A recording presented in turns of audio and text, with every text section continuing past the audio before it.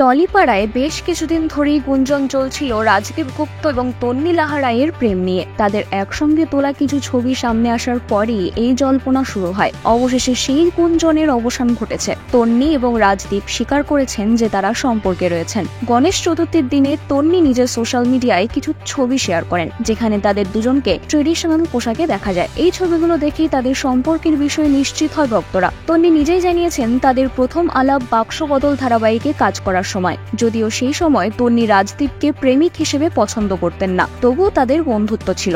2023 সালের শেষের দিকে রাজদীপের মা ক্যান্সারে মারা যান এবং তন্নির মা হঠাৎ করেই চলতি বছরের শুরুতে মারা যান। দুজনেই মায়ের মৃত্যুর কারণে মানসিকভাবে ভেঙে পড়েছিলেন এবং সেই শূন্যতা তাদের কাছাকাছি নিয়ে আসে। সেখান থেকেই শুরু হয় তাদের সম্পর্কের নতুন অধ্যায়। তবে তারা জানিয়েছেন এখনই বিয়ের পরিকল্পনা নেই। বর্তমানে তারা দুজনেই নিজেদের কেরিয়ারে ফোকাস করতে চান। বিনোদন জগতের সব খবরাখবর সবার আগে পেতে সাবস্ক্রাইব করুন বিনোদন চিত্র ইউটিউব চ্যানেল আর পাশে থাকা বেল বাটনটি ক্লিক করতে ভুলবেন না।